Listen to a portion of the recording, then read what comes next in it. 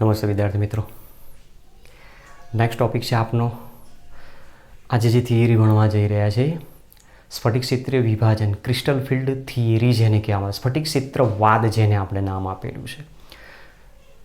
ખૂબ important theory આપેલી છે. એના ઉપરથી પણ ઘણા બધા ક્વેશ્ચન્સ તમે સમજી શકો છો. જેમાં તમે જે લાસ્ટ લેક્ચર ભણી ગયા એમાં low spin complex, high spin complex એક ટોપિક અહીંયા આવશે. પછી લિગેન્ડની પ્રબળતા તમે ભણી ગયા, લિગેન્ડની પ્રબળતાનો એક ટોપિક અહીંયા આવશે. અને જે મેં તમને એક પોઈન્ટ છેલ્લે બાકી રાખ્યો છે MnO4-1, એ MnO4-1નું સંકરણ D3S કેમ આવ્યું એ રીઝન આપણે અહીંયા આ થિયરી પરથી સમજવા. ચલો તો શરૂ કરીએ છીએ આજનો ટોપિક આપણો સ્ફટિક ક્ષેત્રવાદ.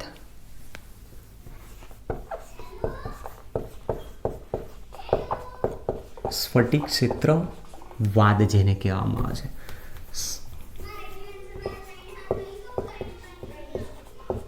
સ્ફટિક ક્ષેત્રવાદ એને કહેવાય છે ક્રિસ્ટલ ફિલ્ડ થિયરી, CFT.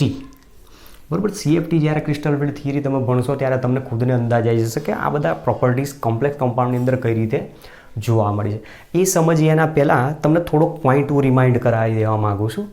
તમે કક્ષકો વિશે ભણી ગયા છો ધોરણ 11ની અંદર. જે કક્ષકો આવે છે એ કક્ષકોમાં તમે ડી કક્ષકો અહીંયા યુઝ કરો છો સંકરણની અંદર. બરાબર, sp3 ml4 સંકીર્ણ હોય અથવા ml6 સંકીર્ણ, બંનેમાં આપણે ડી કક્ષકનો યુઝ કરીએ છીએ. તો ડી કક્ષકો 5 ટોટલ આપણે જોઈએ છે. ચલો તો સૌથી પહેલાં ડીની 5 પેટા કક્ષકો. કઈ કઈ પેટા કક્ષકો આપણે બતાવતા હતા? તો એક છે dx² - y², dz², dxy, dyz, dxz. આવી 5 અલગ અલગ પેટા કક્ષકો બતાવતા. એ પેટા કક્ષકોમાં આ જે 2 કક્ષકો બતાવી છે એ અક્ષો ઉપર ગોઠવાયેલી હોય. જ્યારે આ જે 3 બતાવી છે એ 3 અક્ષો વચ્ચેના સમતલમાં ગોઠવાય. આ પોઈન્ટ તમારે સૌથી પહેલાં યાદ રાખવાનું. લિગેન્ડ માટે આ ઇમ્પોર્ટન્ટ છે પોઈન્ટ સંકીર્ણ સંયોજનમાં. હવે આ જે 5 કક્ષકો આપી એમાંથી માની લો કે આપણી પાસે આ કોઈક x અને y સમતલ આપ્યું અને એમાં x અને y સમતલની વચ્ચે d ડબલ ડંબેલ આકારની જે કક્ષક છે એ જો પસાર થતી હોય આ રીતની તો એને dxy કક્ષક કહેવામાં આવે છે. એ જ પ્રમાણે જો આ y અને z સમતલ લેવામાં આવેલું હોય તો આને dyz કક્ષક તરીકે ઓળખવામાં આવે છે. એ જ પ્રમાણે જો x અને z સમતલની વચ્ચે ગોઠવાયેલી હોય કક્ષક તો એને dxz કક્ષક તરીકે ઓળખવામાં આવે છે. એમાં જો x અને y સમતલ હોય, બરાબર, અને એમાં જો ડબલ ડંબેલ આકારની કક્ષક x અક્ષ ઉપર અને y અક્ષ ઉપર આ રીતે ગોઠવાયેલી હોય તો એને આપણે dx² - y² તરીકે ઓળખીએ. અને જો z અક્ષ ઉપર જ આ રીતની એક કક્ષક ગોઠવણી પામેલી z અક્ષ ઉપર તો એને dz² સૌથી અલગ આપણને જોવા મળતી હોય. તો આવી 5 કક્ષકો જોવા મળતી હોય. ડીની જે 5 કક્ષકો હોય છે એ 5 ડી કક્ષકો જ્યારે તમે દર્શાવો છો 5 સમાન શક્તિ સપાટી ધરાવતી હોય. સમાન શક્તિ સપાટી ધરાવતી જ્યારે કક્ષકો હોય તો એને આપણે ડીજનરેટ કક્ષકો કહીએ છીએ. અને જો કક્ષકોની ઉર્જા અલગ અલગ હોય તો એને આપણે નોન ડીજનરેટ કક્ષકો કહીએ છીએ. એમાં આ 3 જે અક્ષો ઉપર ગોઠવાયેલી છે 3 અક્ષો ઉપર ગોઠવાયેલી કક્ષકોને T2G કક્ષકો તરીકે ઓળખવામાં આવે છે, જેને ટ્રિપલી ડીજનરેટ કહેવાય. આ 3 કક્ષકોની ઉર્જા સમાન હોય, આ 2ની ઉર્જા સમાન રહેતી હોય. ક્યારે છૂટી પડે વિભાજન થાય ત્યારે. શરૂઆતમાં 5 કક્ષકો સમાન શક્તિ સપાટી હોય ત્યારે બધી 5 ડીજનરેટ કક્ષક કહેવાય. પણ જ્યારે વિભાજન થાય તો આ 2 અલગ પડી જાય અને આ 3 અલગ પડી જતી હોય છે. આ 2નો સેટ અને આ 3નો સેટ આખો અલગ પડે ત્યારે આ બંને જે સેટ અલગ અલગ બતાવ્યા આ બંને નોન ડીજનરેટ થઈ જાય. આની ઉર્જા અલગ પડી જાય, આ 3ની ઉર્જા અલગ પડી જાય. તો આ 3 ઉર્જા સમાન છે તો એ દરમિયાન આ 3ની ઉર્જા સમાન હોવાથી એને ટ્રિપલી ડીજનરેટ તરીકે ઓળખવામાં. અહીંયા આ 2ની ઉર્જા સમાન હોવાથી એને ડબલી ડીજનરેટ તરીકે ઓળખવામાં આવતી હોય છે. તો dx² - y² dz² ને EG તરીકે ઓળખવામાં, dxy dyz અને dxz ને T2G તરીકે ઓળખવામાં આવતું હોય છે.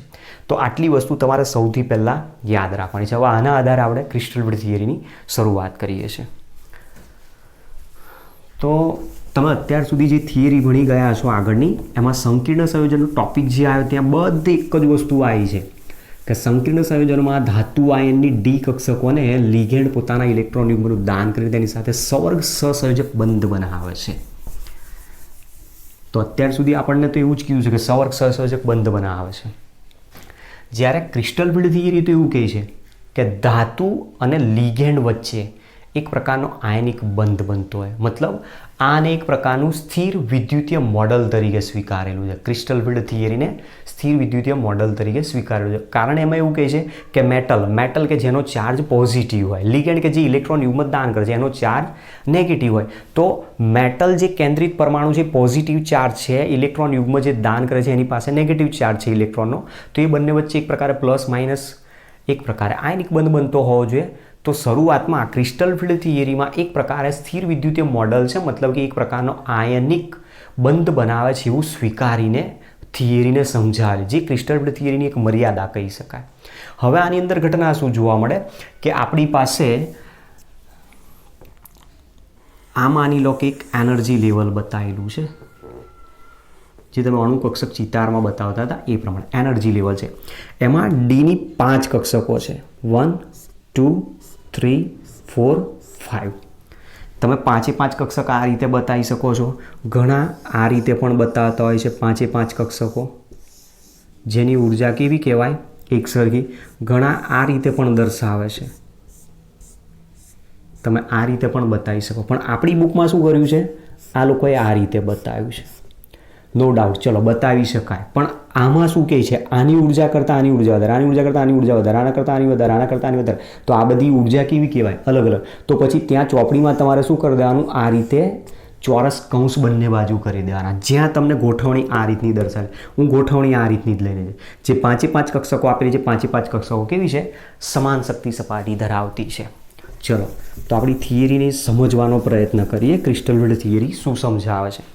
તો અહીંયા જે ડીની 5 ગૌણ કક્ષકો આપેલી છે એમાં માની લો કે આ dx² - y², dz², dxy, dyz અને dxz છે. તો ડીની 5 કક્ષકો કેવી છે? સમાન શક્તિ સપાટી ધરાવતી. અને સમાન શક્તિ સપાટી ધરાવતી હોવાથી એને ડી જનરેટ કક્ષકો તરીકે ઓળખવામાં આવે. શરૂઆતની આ જ્યારે વાત છે કે જ્યારે માત્ર ધાતુ આયન છે એ દરમિયાન 5 કક્ષકો સમશક્તિ છે. તો આ શરૂઆતમાં આપણી પાસે મેટલ ખાલી આપેલી હતી, મેટલ આયન સ્વરૂપે ત્યારની વાત કરેલી છે કે એની 5 કક્ષકો કેવી છે? સમશક્તિ. હવે ધારી લો કે આ જે ધાતુ આયન છે એ ધાતુ આયનની આજુબાજુ એક સમમિતીય ગોળાકાર વિદ્યુત વાદળ કલ્પનાવામાં. તો વિદ્યુત વાદળ એ નેગેટિવ ચાર્જ ધરાવતું, એની આજુબાજુ સમમિતીય છે, બધી બાજુ એક સરખો ચાર્જ હોય એનો. અને એક સરખો ચાર્જ હોય તો આ ધન આયન ઉપર લાગતો એની અસર પણ કેવી હોય? બધી બાજુથી એક સરખી.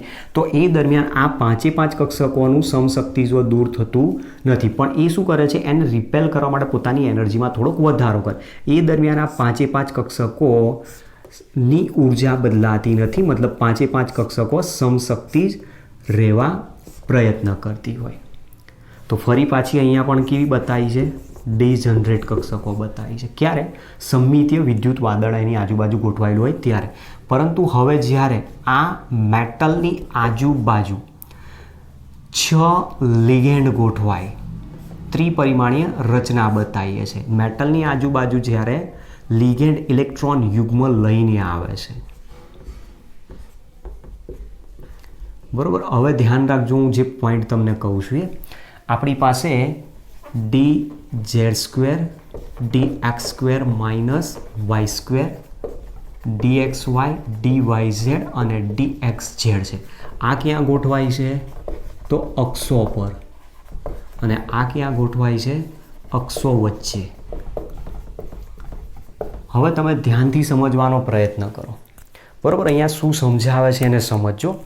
આપણને એવું કહે છે કે એક મેટલ આયન છે, બિલકુલ સેન્ટરમાં મેટલ આયન છે. એક મેટલ આયનની આજુબાજુ આ બાજુ એક અક્ષ છે, એને લંબ દિશામાં બીજી એક અક્ષ આ રીતે છે, અને એ બંનેને લંબ દિશામાં બીજી એક ઉપરની સાઈડ રાઈટ લેફ્ટ એક અક્ષ નીકળેલી છે. પછી ફ્રન્ટ અને બેક બીજી એક અક્ષ નીકળેલી છે અને ટોપ અને બોટમ ઉપર અને નીચે ત્રીજી એક અક્ષ નીકળેલી. એ રીતની 3 અક્ષો છે. હવે જ્યારે લિગેન્ડ આવે છે તો લિગેન્ડ ક્યાં ગોઠવાય છે? અક્ષો ઉપર જ ગોઠવાય છે. જુઓ, માની લો કે આ આપણી પાસે અહીંયાથી જે અક્ષ જોવા મળી છે એ એક્સ અક્ષ છે, આ અહીંયાથી જોવા મળે વાય અક્ષ છે અને આ જે જોવા મળી છે ઝેડ અક્ષ છે. તો તમે જોઈ શકો છો, જુઓ લિગેન્ડ ગોઠવાય છે ક્યાં? અક્ષો ઉપર ગોઠવાય છે.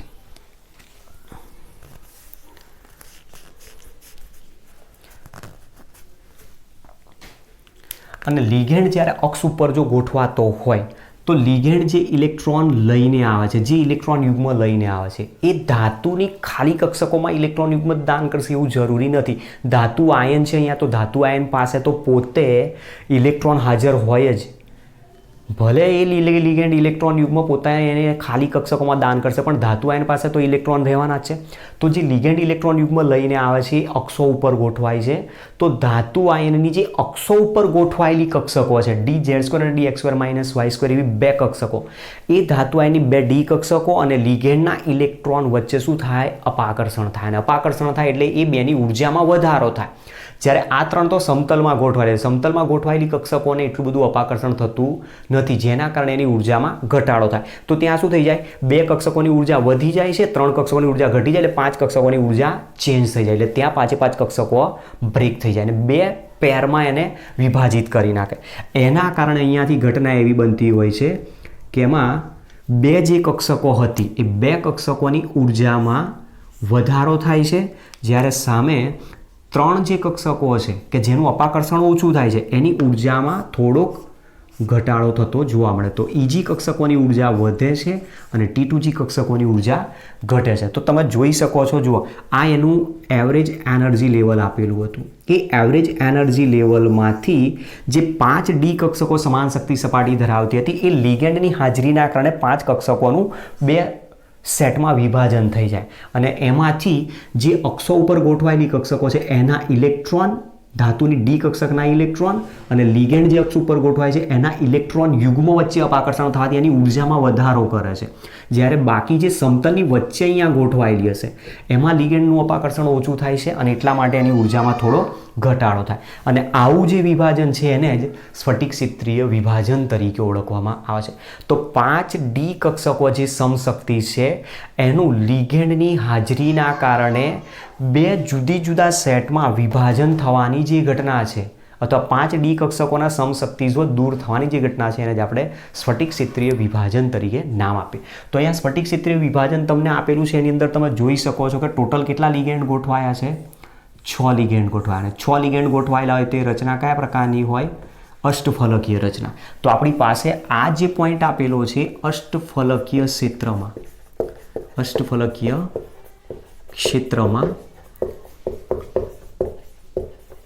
સ્ફટિક ક્ષેત્ર વિભાજન બતાવ્યું છે. અષ્ટફલકીય ક્ષેત્રમાં સ્ફટિક ક્ષેત્રીય વિભાજન થાય અને અષ્ટફલકીય ક્ષેત્રમાં સ્ફટિક ક્ષેત્રીય જે વિભાજન છે એમાં વિભાજન માટે જે આ એનર્જીનો ડિફરન્સ અહીંયા જોવા મળે છે એ એનર્જીના ડિફરન્સને આપણે ડેલ્ટા ઓ તરીકે દર્શાવે, કારણ કે ઓક્ટાહેડ્રલ ફિલ્ડ બતાવ્યું છે. ઓક્ટાહેડ્રલ ફિલ્ડ હોવાના કારણે એને ડેલ્ટા ઓ તરીકે દર્શાવાય. આ જે પોઈન્ટ બતાવ્યો છે એને કહેવાય છે બેરી સેન્ટર. એમાં તમે હવે ધ્યાનથી જોજો, આ જે એનું બેરિયર એનર્જી લેવલ છે અહીંયા બેરી સેન્ટરમાંથી જે એવરેજ એનર્જી લેવલ છે એમાં 2ની ઉર્જા વધે છે, 3ની ઉર્જા ઘટે છે. હવે 2ની ઉર્જા વધી તો કેટલી ઉર્જામાં વધારો થયો એ સમજો. ટોટલ કક્ષકો કેટલી હતી? 5. આ 2ની ઉર્જા વધી કોની સાપેક્ષમાં? 3 કક્ષકોની સાપેક્ષમાં. તો 3/5. તો વેલ્યુ જે આવશે અહીંયા +0.6 ડેલ્ટા ઓ જેટલી આપણને જોવા મળતી હોય છે. તો આ તમારી પાસે એક વેલ્યુ ધ્યાન રાખવાની. ક્રિસ્ટલ ફિલ્ડ સ્પ્લિટિંગ એનર્જી જ્યારે શોધવાની જરૂર પડે ત્યારે આનું મૂલ્યની જરૂર પડતી હોય છે. તો અહીંયા જે એનર્જીનો ડિફરન્ટ જોવા મળ્યો છે આપણને આટલો, એ એનર્જી કેટલી બતાવે છે? તો 1 ઇલેક્ટ્રોન માટે 0.6 જેટલી ત્યાં જોવા મળતી હોય છે. ફરીથી સમજો કઈ રીતે બતાવ્યું છે. જુઓ, આ એનર્જી લેવલ જે અહીંયા બતાવે એમાં કુલ કક્ષકો છે 5. 5 કક્ષકોમાંથી 2 કક્ષકોની ઉર્જા વધી. કોની સાપેક્ષમાં? 3 કરતાં 3ની સાપેક્ષમાં 2ની ઉર્જામાં વધારો થયો. તો અહીંયા લઈ લો 3/5. તો વેલ્યુ વધે છે એટલે +0.6 જેટલો થાય. સામે અહીંયા નીચેની તરફ 5 કક્ષકો હતી એમાંથી 3ની ઉર્જા ઘટી 2ની સાપેક્ષમાં, તો 2/5 વેલ્યુ કેવી આવશે માઇનસ, તો -0.4 જેટલી આની વેલ્યુ જોવા મળતી હોય છે. તો આ વેલ્યુ તમારે ધ્યાન રાખવાની.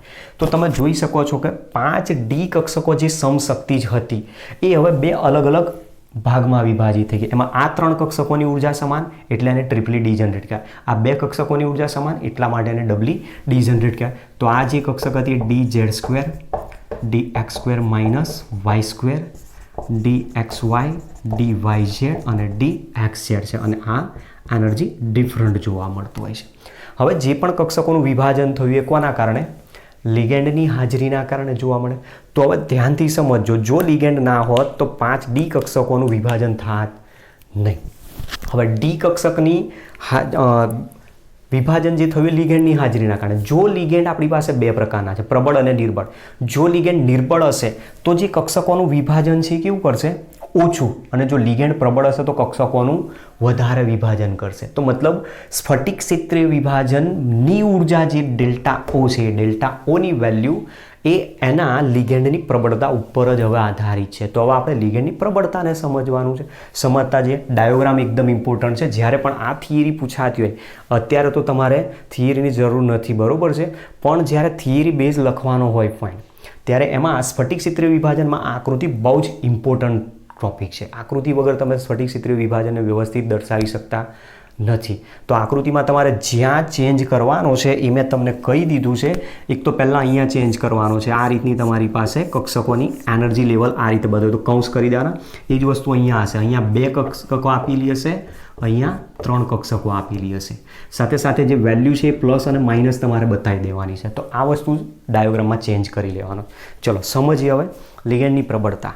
તો મતલબ સ્ફટિક ક્ષેત્ર વિભાજન જે જોવા મળ્યું છે આપણને લિગેન્ડની પ્રબળતાના કારણે જોવા મળે છે. તો જેમ જોડાયેલો લિગેન્ડ વધારે પ્રબળ હશે એમ સ્ફટિક ક્ષેત્ર વિભાજન વધારે હશે, ડેલ્ટાઓની વેલ્યુ વધારે આવશે. અને જો જોડાયેલો લિગેન્ડ નિર્બળ હશે તો એમાં સ્ફટિક ક્ષેત્ર વિભાજન ઓછું કરશે અને ડેલ્ટાઓની વેલ્યુ ઓછી બતાવશે. તો હવે લિગેન્ડની પ્રબળતા આપણે ઓલરેડી આગળ ભણી ગયા. લિગેન્ડની પ્રબળતા શેના આધારે બતાવી દીધું? તો ડોનર એટમના આધારે. હવે અહીંયા લિગેન્ડની પ્રબળતાનો એક આખો તમને ક્રમ આપેલો છે, બરોબર. તો લિગેન્ડની પ્રબળતાનો ક્રમ આ રીતે છે.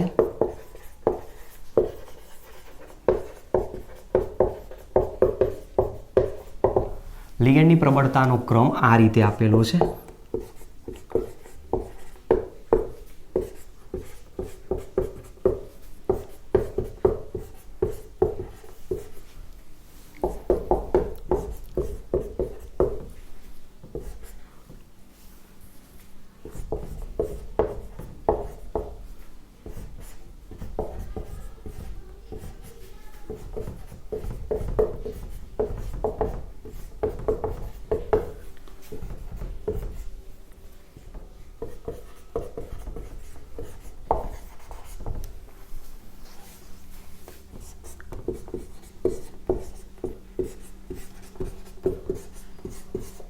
જુઓ તમારી બુકમાં આ રીતનો આખો એક ક્રમ આપ્યો અને આ જે ક્રમ આપ્યો છે એને કહેવાય છે સ્પેક્ટ્રોકેમિકલ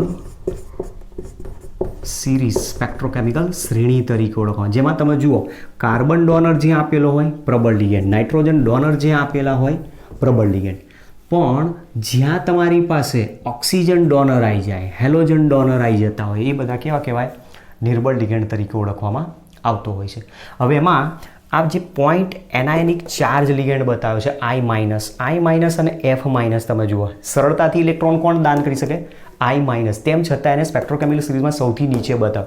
આ પણ એક ક્રિસ્ટલ વિડ્થ થિયરીની મર્યાદા કહી શકાય. 2 મર્યાદાઓ છે. નંબર 1, ક્રિસ્ટલ વિડ્થ થિયરી સહસંયોજક બંધ વિશે સમજૂતી નહીં આપતી, આયનિક બંધ છે એવું સ્વીકારે છે. અને બીજી મર્યાદા એ કે જેમાં પોઈન્ટ એનાયનિક લિગેન્ડ જે તમે બતાવેલો છે એ એનાયનિક લિગેન્ડમાં F- કરતાં I- નું કદ વધારે છે, એની ઇલેક્ટ્રોન આપવાની ક્ષમતા વધારે હોવા છતાં પણ એ અતિ નિર્બળ લિગેન્ડ તરીકે કેમ બતાવે એ સમજાવી શકતું નથી. તો આ સ્પેક્ટ્રોકેમિકલ સિરીઝ છે. હવે આને યાદ કઈ રીતે રાખવાની? મેં તો લખી નાખી છે, તમને ખબર કઈ રીતે પડે? તો જુઓ એક આખું સેન્ટેન્સ છે અહીંયા બનાવેલું. I બહાર संसार के सारे फूलों में है, आज ऐसे नाचे EDTA કે અમ્મા બી ના કરે ઇનકાર. બરાબર, એક આખું સેન્ટેન્સ આપેલું છે. એમાં તમે જુઓ આઈ એટલે આઈથી શરૂ થાય, કાર એટલે કાર્બોનિલ પૂરું થઈ જાય. તો આ સ્પેક્ટ્રોકેમિકલ સિરીઝ જ બતાવે. સ્પેક્ટ્રોકેમિકલ સિરીઝ ઉપરથી તમે લિગેન્ડની પ્રબળતા દર્શાવી શકો. MCQ આમાંથી પૂછાતા હોય છે. ગમે તે અહીંયાથી ક્રમ મૂકી દીધો હોય, તમારે એ MCQમાં ક્રમમાં કઈ રીતે શોધવાનું? ડોનર એટમ પરથી શોધી નાખવાનું. તો હવે આના આધારે આપણે સમજવાનું છે કે લિગેન્ડની પ્રબળતા કઈ રીતે ક્રિસ્ટલ થિયરીમાં સમજાવે છે, ચુંબકીય ગુણધર્મ ઉપર અથવા સ્થિરતા ઉપર કઈ રીતે એને અસર કરી શકતો હોય છે. તો એના માટે આપણે શું કરવું પડશે? પ્રબળ ક્ષેત્ર, નિર્બળ ક્ષેત્ર બંનેમાં આનો યુઝ કરવો પડશે. સમજીએ છીએ એમાં. મતલબ અહીંયા કહેવા એવું માગું છું કે ડી ઇલેક્ટ્રોન છે એ 1 to 10 તમે મૂકી શકો છો. તો ડી કક્ષકમાં જ્યાં સુધી 1 to 3 ઇલેક્ટ્રોન હશે ત્યાં સુધી એમાં કોઈ જ પ્રોબ્લેમ ન થાય. પણ જેવો D4 ઇલેક્ટ્રોન પ્રણાલી આવશે એટલે કંઈક એમાં ચેન્જીસ આવે. સમજતા જઈએ. જુઓ આ સેન્ટેન્સ એટલો તમારી રીતે તમારી ટેક્સ્ટબુકમાં લખી દેજો એ રીતે.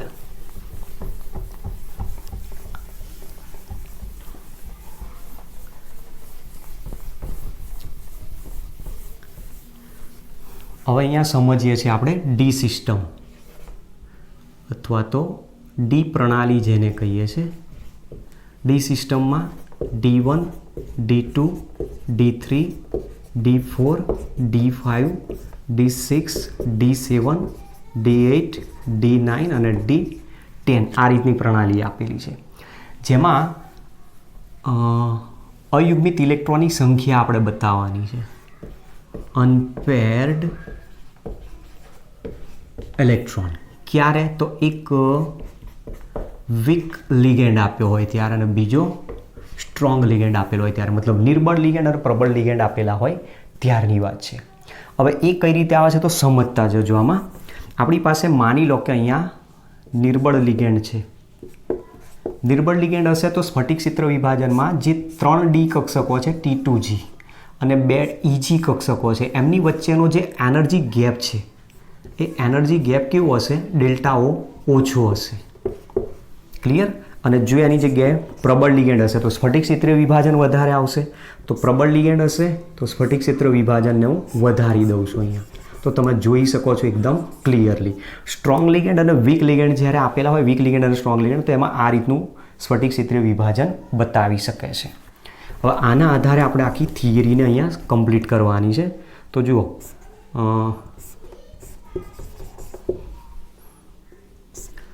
આ પ્રબળ ક્ષેત્ર આપેલું હોય ત્યારની વાત કરેલી છે. તો આની અંદર તમે ડેલ્ટાઓ જોઈ શકો છો, વધુ જોવા મળશે આપણને. હવે જો D1 પ્રણાલી હોય, D1 પ્રણાલી જો હોય તો ત્યાં ઘટના શું બનતી હોય કે ઇલેક્ટ્રોન આઉબાઉ, હુન્ડ અને પાવલીના નિયમો મુજબ ગોઠવણી થતી હોય છે. તો આપણે આઉબાઉ અને હુન્ડનો નિયમ ભણી ગયા. તો આઉબાઉના નિયમ મુજબ ઇલેક્ટ્રોન સૌથી પહેલાં નીચી શક્તિ સપાટી ધરાવતી કક્ષકમાં દાખલ થાય. તો જો D1 પ્રણાલી હોય તો એક ઇલેક્ટ્રોન નિર્બળ લિગેન્ડ હશે તો પણ સૌથી પહેલાં T2G કક્ષકમાં જ દાખલ થાય, નીચી શક્તિ સપાટી ધરાવતી. પ્રબળ લિગેન્ડ હશે તો પણ એ પ્રબળ ક્ષેત્રમાં પણ T2G કક્ષકમાં જ દાખલ થાય. તો એ દરમિયાન તમે જોઈ શકો છો કે એની ઇલેક્ટ્રોન રચના અહીંયા શું થાય? તો જુઓ T2G1 અને T2G1 EG 0 ઇલેક્ટ્રોન રચના થાય. તો બંનેમાં અયુગ્મિત ઇલેક્ટ્રોનની સંખ્યા કેટલી મળે છે? 1, 1. ત્યાર પછી D2 પ્રણાલી. D2 પ્રણાલી હોય તો હુન્ડના નિયમ મુજબ ઇલેક્ટ્રોન સૌથી પહેલાં સમાંતર સ્પિનથી જ દાખલ થાય, પછી જ જરૂર પડે તો જ એ યુગ્મીકરણ થાય. તો એ દરમિયાન આપણી પાસે યુગ્મીકરણ શક્તિ પાછી Pની પણ અહીંયા જરૂર પડશે. એને પછી સમજીએ. જુઓ તો ચલો D2 પ્રણાલી હશે તો બીજો ઇલેક્ટ્રોન અહીંયા T2Gમાં આવશે, અહીંયા પણ બીજો ઇલેક્ટ્રોન T2Gમાં થાય. તો બંનેમાં અયુગ્મિત ઇલેક્ટ્રોનની સંખ્યા થઈ ગઈ 2, 2. ચલો ત્યાર પછી D3 પ્રણાલી. તો ત્રીજો ઇલેક્ટ્રોન અહીંયા સમાંતર સ્પિનથી ગોઠવાશે, ત્રીજો ઇલેક્ટ્રોન અહીંયા સમાંતર સ્પિનથી ગોઠવાય. તો ઇલેક્ટ્રોન રચના શું બને? જુઓ T2 હશે તો અહીંયા T2G2 EG0 અને D3 હશે તો T2G3 EG0, અહીંયા પણ T2G3 EG0 જ આવશે. T2G3 EG0. તો બંનેમાં અયુગ્મિત ઇલેક્ટ્રોનની સંખ્યા કેટલી થઈ ગઈ? 3, 3. ચલો હવે ચોથો ઇલેક્ટ્રોન જ્યારે આવે તો જુઓ ઇલેક્ટ્રોન અહીંયા સમાંતર સ્પિનથી અર્ધપૂર્ણ ભરાઈ ગઈ છે કક્ષક. તો હવે દાખલ થતો ચોથો ઇલેક્ટ્રોન એ કાં તો યુગ્મીકૃત થશે કાં તો જમ્પ મારીને ઉપર EG કક્ષકમાં ગોઠવાય. હવે આવું કઈ રીતે ખબર પડે? તો યુગ્મીકરણ શક્તિ ઉપરથી ખબર પડતી હોય છે આપણને. હવે યુગ્મીકરણ શક્તિના આધારે તમે જોવા જશો તો અહીંયા ખ્યાલ નહીં, એની જગ્યાએ બેટર છે આગળ જે ટોપિક ભણી ગયા એમાંથી યાદ રાખો કે જો પ્રબળ લિગેન્ડ હશે તો ઇલેક્ટ્રોનનું યુગ્મીકરણ કરશે અને નિર્બળ લિગેન્ડ હશે તો ઇલેક્ટ્રોનનું યુગ્મીકરણ થાય નહીં. ક્લિયર? ચલો સમજીએ આની અંદર જુઓ. D4 પ્રણાલી છે. D4 પ્રણાલીમાં જો પ્રબળ લિગેન્ડ હશે તો ચોથો ઇલેક્ટ્રોન શું કરશે? યુગ્મીકૃત થવા T2G માં જાય. હવે T2G માં જો જાય તો એ દરમિયાન આની ઇલેક્ટ્રોન રચના શું થઈ ગઈ? T2G4Eg0 થઈ જશે. જ્યારે નિર્બળ લિગેન્ડ હશે તો ઇલેક્ટ્રોનનું યુગ્મીકરણ થાય નહીં, એની ફેર ગોઠવણી થવા દે નહીં, તો ચોથો ઇલેક્ટ્રોન ક્યાં જતો રહેશે? EG કક્ષકમાં જતો રહેશે. અને જો EG કક્ષકમાં જાય તો ઇલેક્ટ્રોન રચના આની શું થઈ જશે? T2G3Eg0 માંથી T2G3Eg1 ઇલેક્ટ્રોન રચના થશે. તો હવે અયુગ્મિત ઇલેક્ટ્રોન જુઓ, આમાં 2 છે, આની અંદર 4 છે. વીક લિગેન્ડ હોય તો 4 અને સ્ટ્રોંગ લિગેન્ડ છે તો 2 છે.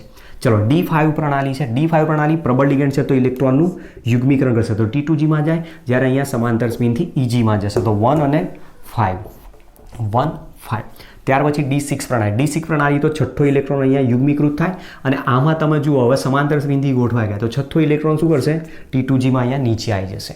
તો અયુગ્મિત ઇલેક્ટ્રોનની સંખ્યા અહીંયા થઈ ગઈ 0 પ્રબળ લિગેન્ડમાં અને આને અહીંયા ભૂલ કરી નાખી છે, અહીંયા 5 અને અહીંયા 1.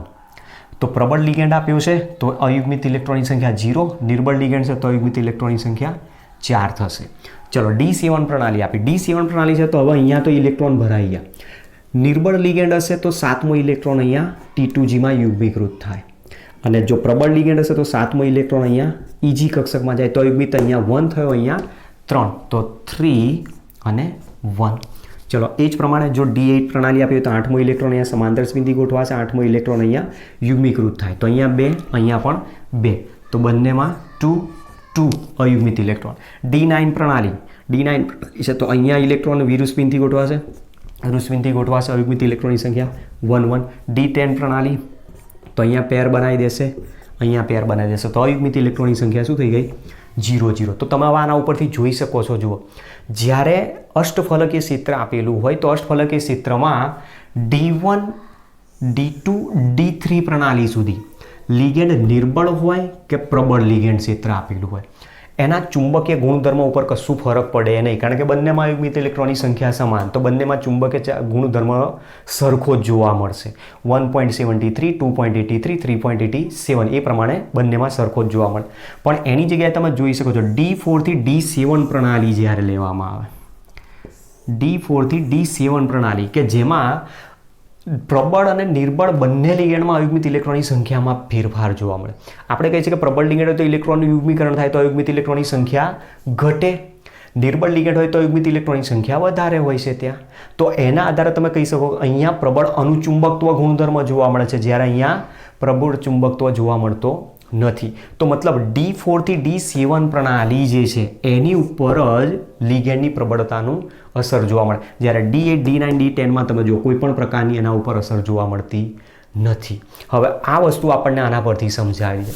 જે હવે અહીંયા શું કહે છે એને સમજવાનો પ્રયત્ન કરીએ છીએ. જુઓ,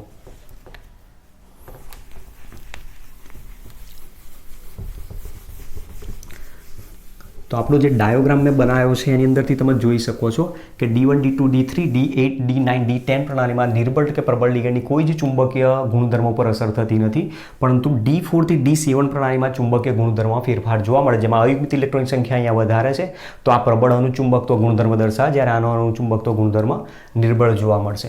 હવે અહીંયા આપણને કીધું છે એ મુજબ ડેલ્ટા O અને Pની વાત કરેલી છે. P એટલે યુગ્મીકરણ શક્તિ, જેને કહેવાય યુગ્મીકરણ શક્તિ.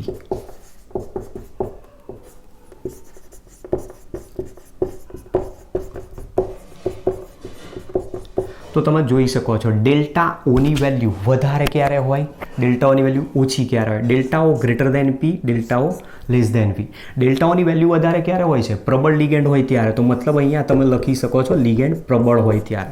પ્રબળ લિગેન્ડ હશે તો ઇલેક્ટ્રોનની યુગ્મીકરણ શક્તિ કરતાં એની સ્ફટિક ક્ષેત્રીય વિભાજનનું મૂલ્ય ઊર્જા વધારે હોય છે. અને જો નિર્બળ લિગેન્ડ હશે તો ડેલ્ટા ઓની વેલ્યુ ઓછી જોવા મળશે. હવે એના કારણે ત્યાં ઘટના શું જોવા મળે એને સમજો. જો ડેલ્ટા ઓની વેલ્યુ વધારે હોય તો લિગેન્ડ કેવો ગણ્યો તમે? પ્રબળ. પ્રબળ લિગેન્ડ ડેલ્ટા ઓ વધુ, પ્રબળ લિગેન્ડ હોય તો ઇલેક્ટ્રોનનું યુગ્મીકરણ થાય. ઇલેક્ટ્રોનનું જો યુગ્મીકરણ થાય તો અયુગ્મિત ઇલેક્ટ્રોનની સંખ્યા શું થાય? ઘટે. અયુગ્મિત ઇલેક્ટ્રોન ઘટે. જો અયુગ્મિત ઇલેક્ટ્રોન ઘટે તો ઇલેક્ટ્રોનની સ્પિન ઘટે એવું કહી શકાય. ક્લિયર? ખ્યાલ આવે છે? તમે આ રીતે અહીંયા કક્ષકો બતાવી. એમાં જો નિર્બળ લિગેન્ડ હશે તો કક્ષકો આપણે આ રીતે દર્શાવીએ છીએ. તો 4 અયુગ્મિત ઇલેક્ટ્રોન ગુણ્યા 1/2 કરી દો એટલે 4/2 એટલે વેલ્યુ કેટલી થઈ ગઈ? 2. પણ જો પ્રબળ લિગેન્ડ હશે તો ઇલેક્ટ્રોનનું યુગ્મીકરણ થશે અહીંયા ચોથા ઇલેક્ટ્રોનનું. તો એ દરમિયાન 2 અયુગ્મિત ઇલેક્ટ્રોન છે.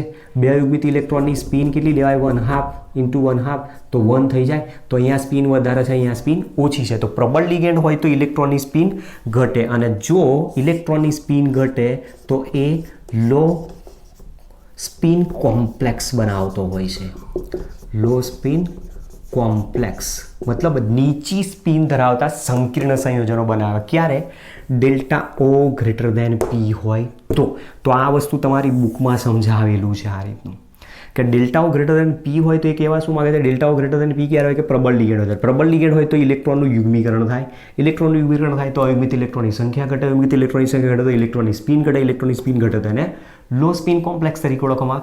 આના કરતાં ઉલટું ડેલ્ટા ઓ લેસ દેન પી હોય. ડેલ્ટા ઓ લેસ દેન પી ક્યારે હોય? તો ડેલ્ટા ઓ લેસ દેન પી જો હોય તો આપણે આના માટે પોઈન્ટ હવે સમજીએ. ડેલ્ટા ઓ લેસ દેન પી હોય તો એ નિર્બળ લિગેન્ડ હોય. નિર્બળ લિગેન્ડ હોય તો ડેલ્ટા ઓ ઓછી મૂલ્ય દર્શાવશે. ડેલ્ટા ઓનું મૂલ્ય કેવું હશે? ઓછું જોવા મળશે આપણને. જો ડેલ્ટા ઓનું મૂલ્ય ઓછું હોય તો નિર્બળ લિગેન્ડ હોવાથી ઇલેક્ટ્રોનનું યુગ્મીકરણ થશે નહીં. ઇલેક્ટ્રોનનું યુગ્મીકરણ જો ના થાય તો અયુગ્મિત ઇલેક્ટ્રોન ઘટે, એની જગ્યાએ અયુગ્મિત ઇલેક્ટ્રોનની સંખ્યા વધી જાય. જો અયુગ્મિત ઇલેક્ટ્રોનની સંખ્યા વધે તો તમે અહીંયા જોઈ શકો છો સ્પિન શું થશે?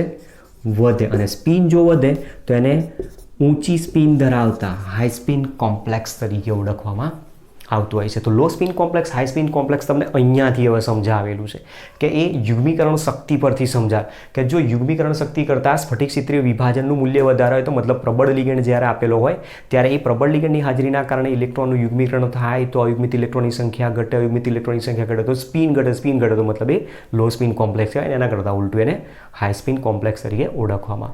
હવે આ જ વસ્તુને આપણે ચતુષ્ફલકીય ક્ષેત્રમાં સમજવાનો પ્રયત્ન કરીએ. જુઓ, ચતુષ્ફલકીય ક્ષેત્રમાં સ્ફટિક ક્ષેત્રીય વિભાજન કઈ રીતે જોવા મળે છે? તો આ બધી વસ્તુ ધ્યાન રાખજો કઈ રીતે છે.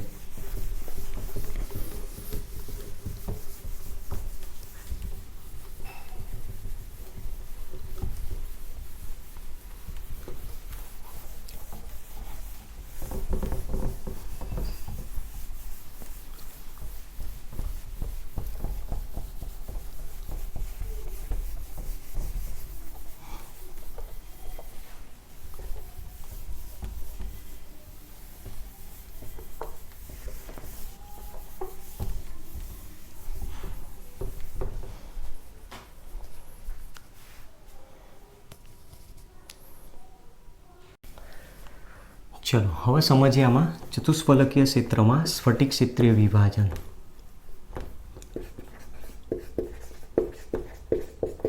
ચતુષ્ફલકીય ક્ષેત્રમાં સ્ફટિક ક્ષેત્ર વિભાજન. તો ચતુષ્ફલકીય ક્ષેત્રમાં સ્ફટિક ક્ષેત્ર વિભાજન સમજવાના પહેલાં ડાયોગ્રામિક સમજી લેજો. આપણી પાસે એક આ ચતુષ્ફલક છે. જો આ ખબર પડશે તો જ તમે D3S હાઇબ્રિડાઇઝેશન કઈ રીતે આવે તમને ખ્યાલ આવશે. આ ચતુષ્ફલક છે, એની અંદર અહીંયા હું 3 કક્ષકો ગોઠવું છું આ રીતની. આને નામ આપી દો X, Y અને Z. હવે જ્યારે ચતુષ્ફલકીય ક્ષેત્ર આપેલું તો ચતુષ્ફલકીય ક્ષેત્ર બને કઈ રીતે? એમાં લિગેન્ડ કોર્નર પર આ રીતે ગોઠવાતા હોય. ચતુષ્ફલકીય ક્ષેત્ર છે તો ML4 આવશે. ML4 પ્રકારના સંકીર્ણમાં 2 લિગેન્ડ અહીંયા કોર્નર પર ગોઠવાય તો એની નીચેના 2 ખૂણા છોડી દો અને એના સિવાયના જે 2 ખૂણા છે એના ઉપર પરમાણુને ગોઠવી દો. અને જ્યારે આ પરમાણુને આ રીતે જોડી દેવામાં આવે તો એક ચતુષ્ફલકીય રચના બનાવતી હોય છે અને એટલા માટે આ ચતુષ્ફલક દર્શાવેલું છે. તો તમે આની અંદર ધ્યાનથી જોઈ શકો છો કે જે લીગેન્ડ ગોઠવાય છે, લીગેન્ડ ક્યાં ગોઠવાશે? ચતુષ્ફલકમાં હવે ખૂણાઓ ઉપર ગોઠવાશે. જેમાં માની લો કે આ કોઈ કક્ષક છે, DZ² કક્ષક આપેલી છે. હવે તમે જોઈ શકો છો જે પણ લીગેન્ડ ગોઠવાય છે અક્ષ ઉપર હવે નથી ગોઠવાતો, તો મતલબ એ સમતલમાં ગોઠવાય છે. તો સમતલની વચ્ચે જે કક્ષકો ગોઠવાયેલી હશે ને આ રીતની, એ જ કક્ષકો એના તરફ લંબાયેલી તમને જોવા મળશે. તો લીગેન્ડ તરફ હવે કઈ કક્ષકો લંબાયેલી જોવા મળશે અથવા કઈ કક્ષકો નજીક હશે? તો T2G કક્ષકો વધારે નજીક હશે. પેલામાં EG કક્ષકો અક્ષો ઉપર નજીક હતી. તો હવે લીગેન્ડ જે ગોઠવાય છે અક્ષો ઉપર નહીં પણ અક્ષો વચ્ચેના સમતલમાં ગોઠવાય છે, જેથી તે અક્ષો ઉપર ગોઠવાયેલી કક્ષકો કરતાં દૂર, જ્યારે સમતલમાં ગોઠવાયેલી કક્ષકોથી વધારે નજીક હોય. અને એટલા માટે ધાતુ આયનની જે સમતલમાં ગોઠવાયેલી છે, જે અક્ષોની વચ્ચે ગોઠવાયેલી એવી T2G 3 કક્ષકો છે, એમની વચ્ચે અપાકર્ષણ ત્યાં વધારે જોવા મળે. તો અપાકર્ષણ ત્યાં વધારે જોવા મળતું હોય તો હવે અહીંયા શું જોવા મળશે? તો તમે ધ્યાનથી જુઓ. આ આપણી પાસે એનર્જી લેવલ છે. શરૂઆતમાં 5 D કક્ષકો સમશક્તિ છે, તો અહીંયા D જનરેટ કક્ષકો છે. હવે એની આજુબાજુ જ્યારે સમમિતીય વિદ્યુત વાદળ ગોઠવી દેવામાં તો પણ 5 D કક્ષકો સમશક્તિ જોવા મળે છે. ક્લિયર? તો આપણી પાસે અહીંયા હતો આ મેટલ, એ મેટલની આજુબાજુ તમે સમમિતીય વિદ્યુત વાદળ ગોઠવી દો. હવે એની આજુબાજુ શું કરો છો? તમે લીગેન્ડ ગોઠવો છો ચતુષ્ફલકીય રચનામાં. તો લીગેન્ડ જ્યારે એની આજુબાજુ આવે છે ત્યારે એ 5 કક્ષકોનું શું થઈ જાય છે? વિભાજન થઈ જાય. અને વિભાજન થાય ત્યારે ઘટના શું બને કે લીગેન્ડના ઇલેક્ટ્રોન યુગ્મ, જે લીગેન્ડ પોતે અક્ષો વચ્ચે ગોઠવાય છે, સમતલમાં ગોઠવાય છે, ત્યારે એ અક્ષો તરફ ફેલાયેલી D કક્ષકો સાથે વધારે અપાકર્ષણ ધરાવે છે, જેથી 3 T2G કક્ષકોની ઉર્જામાં વધારો થાય છે. 3 T2G કક્ષકની એનર્જીમાં વધારો થાય છે અને 2 EG કક્ષકોનું અપાકર્ષણ ઓછું થવાથી એની ઉર્જામાં ઘટાડો થતો આપણને આ રીતનો જોવા મળે છે. તો આ 2 EG કક્ષકો. તમે ડાયોગ્રામ જોઈ શકો, પેલા કરતાં બિલકુલ ઉલટો ડાયોગ્રામ છે. આ આપણી પાસે આપેલું છે બેરી સેન્ટર, આ એનું બેરિયર એનર્જી લેવલ, સરેરાશ ઉર્જા સ્તર. અને આ જે અહીંયા એનર્જીનો ડિફરન્ટ આવ્યો, એ એનર્જી ડિફરન્ટ ટેટ્રાહેડ્રલ હોવાના કારણે ડેલ્ટા T તરીકે દર્શાય, જેમાં ડેલ્ટા Tની વેલ્યુ એ 4/9 ડેલ્ટા O જેટલી પ્રાયોગિક રીતે જોવા મળતી હોય છે. હવે એમાં 3 જે T2G કક્ષકો જોવા મળી, એ 3 T2G કક્ષકોની જે એનર્જી છે એ કેટલી હોય? 2 EG કક્ષકો છે એની એનર્જી કેટલી ડિફરન્ટ જોવા મળે? તો 3 T2G કક્ષકોમાં 5 કક્ષકો હતી, 3ની ઉર્જા 2 કરતાં વધી એટલે 2/5 થઈ જાય, તો +0.4 જેટલી વેલ્યુ દર્શાવે છે. અહીંયા 5 કક્ષકો હતી, 2ની ઉર્જા 3 કરતાં ઘટી તો -3/5 એટલે -0.6 જેટલી. તો તમે જો એનર્જી પણ ચેન્જ થઈ ગઈ. પેલામાં 0.6 પ્લસ હતી, જ્યારે અહીંયા 0.6 માઇનસ, પેલામાં 0.4 માઇનસ હતી તો અહીંયા 0.4 પ્લસ થઈ જાય. તો આ રીતનું જે સ્ફટિક ક્ષેત્રીય વિભાજન છે એને સમચતુષ્ફલકીય ક્ષેત્રમાં D કક્ષકોનું સ્ફટિક ક્ષેત્રીય વિભાજન તરીકે ઓળખવામાં આવે છે. તો એ પણ કોના કારણે થયું? લીગેન્ડની હાજરીના કારણે. તો અહીંયા પણ લીગેન્ડની પ્રબળતા કામ કરશે. તો લીગેન્ડની પ્રબળતા અહીંયા પણ જોઈએ કે એના ચુંબકીય ગુણધર્મ પર કઈ રીતે અસર થાય છે. જેવું આપણે અષ્ટફલકીય ક્ષેત્રમાં જોયું એ જ વસ્તુ અહીંયા સમચતુષ્ફલકીય ક્ષેત્રમાં પણ જોવા મળે. તો ધ્યાન રાખજો, સમચતુષ્ફલકીય ક્ષેત્રમાં લીગેન્ડ પોતાનું ઇલેક્ટ્રોન યુગ્મ EG કક્ષકોને નથી આપતો. જે કક્ષકો સમતલમાં ફેલાયેલી છે એવી 3 T2G કક્ષકોને જ આપે છે. નોંધ કરી રાખજો આ વસ્તુને કે સમચતુષ્ફલકીય ક્ષેત્રમાં લીગેન્ડ પોતાનું ઇલેક્ટ્રોન યુગ્મ અક્ષો ઉપર ગોઠવાયેલી કક્ષકોને ન આપતા અક્ષો વચ્ચેના સમતલમાં જે ગોઠવાયેલી છે 3 T2G કક્ષકોને આપે છે. સમજીએ. ચલો, અહીંયા D સિસ્ટમ આપેલી છે, D1, D2, D3, D4, D5, D6, D7, D8, D9 અને D10. Unpaired electron. Unpaired electron weak ligand field હોય, સ્ટ્રોંગ લિગેન્ડ ફિલ્ડ આપેલું હોય ત્યારે. તો હવે આની અંદર તમે જુઓ, નિર્બળ લિગેન્ડ આપેલો હશે. નિર્બળ લિગેન્ડ હશે તો સ્ફટિક ક્ષેત્ર વિભાજન ઓછું હશે. તો 2 EG કક્ષકો અને 3 T2G કક્ષકોની એનર્જી ડિફરન્ટ ઓછો જોવા મળશે અહીંયા. જ્યારે સ્ટ્રોંગ લિગેન્ડ આપેલો હશે, સ્ટ્રોંગ લિગેન્ડ હશે તો 2 EG કક્ષકો અને 3 T2G કક્ષકો વચ્ચે એનર્જી ડિફરન્ટ વધારે જોવા મળશે. તો તમે જોઈ શકો છો અહીંયા એનર્જી ડિફરન્ટ ઘણો ચેન્જ છે. હવે D1 પ્રણાલી હશે તો પ્રથમ ઇલેક્ટ્રોન હંમેશા ક્યાં જાય? નીચી શક્તિ સપાટી ધરાવતી EG કક્ષકમાં, તો અહીંયા પણ EG કક્ષકમાં. તો બંનેમાં યુગ્મિત ઇલેક્ટ્રોનની સંખ્યા 1 1. D2 પ્રણાલી, બીજો ઇલેક્ટ્રોન સમાંતર સ્પિનથી અહીંયા ગોઠવાય, બીજો ઇલેક્ટ્રોન સમાંતર સ્પિનથી અહીંયા ગોઠવાશે. તો D2માં 2 અયુગ્મિત ઇલેક્ટ્રોન.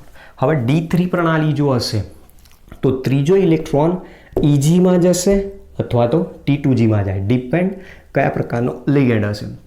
તો આપણે શું યાદ રાખવાનું? પ્રબળ લિગેન્ડ. પ્રબળ લિગેન્ડ હોય તો યુગ્મીકરણ કરે, નહીતર ઉપર જતો રહે. ક્લિયર? ચલો, જો પ્રબળ લિગેન્ડ આપેલો હશે તો D3 પ્રણાલીમાં ઇલેક્ટ્રોન ક્યાં જશે? યુગ્મીકરણ કરશે, તો EGમાં જ જશે. તો અહીંયા ઇલેક્ટ્રોન રચના શું થઈ જાય? T2G3 EG0. અને નિર્બળ લિગેન્ડ હશે તો ત્રીજો ઇલેક્ટ્રોન જમ્પ મારીને ઉપર T2G કક્ષકમાં, જેની બેરિયર એનર્જી લેવલને વટાવીને જતો રહેતો હોય છે. તો એ પ્રમાણે અયુગ્મિત ઇલેક્ટ્રોનની સંખ્યા વીક લિગેન્ડ હશે તો 3, સ્ટ્રોંગ લિગેન્ડ હશે તો 1 જોવા મળે. D4 પ્રણાલી હશે તો ચોથો ઇલેક્ટ્રોન EG કક્ષકમાં યુગ્મીકૃત થાય, અને નિર્બળ લિગેન્ડ જો હશે તો ચોથો ઇલેક્ટ્રોન T2Gમાં સમાંતર સ્પિનથી ગોઠવાય. તો અયુગ્મિત ઇલેક્ટ્રોન 0, અયુગ્મિત ઇલેક્ટ્રોન 4, તો 4 0. D5 પ્રણાલી હશે તો આ તો કક્ષક ભરાઈ ગઈ. તો પાંચમો ઇલેક્ટ્રોન પ્રબળ લિગેન્ડ હશે તો T2Gમાં, પાંચમો ઇલેક્ટ્રોન અહીંયા પ્રબળ લિગેન્ડ હશે તો એ પણ T2Gમાં. તો અયુગ્મિત ઇલેક્ટ્રોન 1 અને 5, તો અહીંયા 5 1 જોવા મળે. ચલો, D6 પ્રણાલી હશે તો અહીંયા પહેલાં સમાંતર સ્પિનથી ગોઠવાશે, જ્યારે અહીંયા બધા ભરાઈ ગયા છે. તો હવે ઇલેક્ટ્રોન શું કરશે? નીચી શક્તિ સપાટી કક્ષકમાં યુગ્મીકૃત થાય. તો અહીંયા 2 છે, અહીંયા 4 જોવા મળે. તો 4 2. D7 પ્રણાલી, તો સાતમો ઇલેક્ટ્રોન અહીંયા T2Gમાં જાય, નિર્બળ લિગેન્ડ હશે તો સાતમો ઇલેક્ટ્રોન અહીંયા યુગ્મીકૃત થશે. તો 3 3 3 3. D8 પ્રણાલી હશે તો અહીંયા ઇલેક્ટ્રોન યુગ્મીકૃત થશે, અહીંયા ઇલેક્ટ્રોન યુગ્મીકૃત થાય 2 2. D9 પ્રણાલી, T2Gમાં યુગ્મીકૃત થશે, T2Gમાં યુગ્મીકૃત થાય 1 1. D10 પ્રણાલી, તો અયુગ્મિત ઇલેક્ટ્રોનની સંખ્યા થઈ ગઈ 0. તો તમે હવે જોઈ શકો છો, આમાં જુઓ અહીંયા ચેન્જ જોવા મળે છે. પહેલામાં D4 થી D7 પ્રણાલી બતાવી હતી, જ્યારે અહીંયા D3 થી D6, D1 D2 D7 D8 D9 અને D10 પ્રણાલી જો આપેલી હોય તો પ્રબળ લિગેન્ડ હોય કે નિર્બળ લિગેન્ડ, એના ચુંબકીય ગુણધર્મો પર એની કોઈ જ અસર થતી નથી. પણ જો D3 થી D6 પ્રણાલી આપેલી હોય તો લિગેન્ડની પ્રબળતાના કારણે એમાં ચુંબકીય ગુણધર્મો ઉપર અસર થાય છે, જેમાં અહીંયા અયુગ્મિત ઇલેક્ટ્રોનની સંખ્યા વધારે છે, અહીંયા અયુગ્મિત ઇલેક્ટ્રોનની સંખ્યા ઓછી છે. તો આમાં પ્રબળ અનુચુંબકીય ગુણધર્મ જોવા મળે, જ્યારે આમાં નિર્બળ અનુચુંબકીય ગુણધર્મ જોવા મળતો હોય છે. તો આ જ વસ્તુ આપણને સમજાય છે ક્રિસ્ટલ ફિલ્ડ થિયરી, કે જેમાં લો સ્પિન કોમ્પ્લેક્સ કઈ રીતે આવ્યો, હાઈ સ્પિન કોમ્પ્લેક્સ કઈ રીતે આવ્યો, ચુંબકીય ગુણધર્મ કઈ રીતે આમાં ચેન્જ થતો જોવા મળતો હોય છે. અને ક્રિસ્ટલ ફિલ્ડ થિયરીની બે મર્યાદાઓ પણ મેં તમને ઓલરેડી પહેલાં જ કહી દીધી છે, કે ક્રિસ્ટલ ફિલ્ડ થિયરીમાં પહેલું જ કીધું છે કે આ એક આયનિક બંધ ધરાવતું સ્થિર વિદ્યુતીય મોડલ સ્વીકાર્યું છે. મતલબ કે ક્રિસ્ટલ ફિલ્ડ થિયરી આયનિક બંધ સ્વીકારે છે, જે ખરેખર આયનિક બંધ હોતો નથી. એ સવર્ગ સહસંયોજક બંધ વિશેની માહિતી આપતું નથી. જ્યારે એની સામે બીજું મર્યાદા અહીંયા એવું કહે છે કે સ્પેક્ટ્રોકેમિકલ સિરીઝમાં એનાયનિક પોઈન્ટ ચાર્જ લિગેન્ડ, જે I- છે, એ સરળતાથી ઇલેક્ટ્રોન દાન કરતો હોવો જોઈએ ફ્લોરિનની કમ્પેરિઝનમાં. તેમ છતાં એને અતિ નિર્બળ લિગેન્ડ સ્પેક્ટ્રોકેમિકલ સિરીઝમાં સૌથી નીચે શા માટે બતાવ્યો, એ રીઝન ત્યાં સમજાવી શકતો નથી. પણ તમારે ખાલી એટલું ધ્યાન રાખી લેવાનું કે હેલોજન જ્યારે લિગેન્ડ તરીકે જોડાયેલા હોય તો જેનું કદ નાનું એની પ્રબળતા વધારે બતાવવાની છે, આટલું યાદ રાખવાનું છે. બાકી એકચ્યુઅલી એની પાછળનું શું મેઇન પોઈન્ટ છે હજુ સુધી કોઈ આ થિયરી સમજાવી શકી નથી. તો આ થિયરી આજની આપણી હતી ક્રિસ્ટલ ફિલ્ડ થિયરી. તો ક્રિસ્ટલ ફિલ્ડ થિયરી બહુ જ ઇમ્પોર્ટન્ટ છે. ઘણા બધા ક્વેશ્ચન આના રેફરન્સ બુકોની અંદર તમને જોવા મળી શકશે, અને ઘણા બધા ક્વેશ્ચન્સ પણ આમાંથી પૂછાઈ ગયેલા છે. અને આ જ થિયરીનો ઉપયોગ કરીને તો આપણે MnO4 -1 પણ સમજવાનું છે, અને સંકીર્ણ સંયોજનમાં રંગ વિશેની થિયરી પણ છેલ્લે લાસ્ટ સમજવાની છે. ઓકે, તો મળીએ નેક્સ્ટ લેક્ચરમાં. Thanks to all.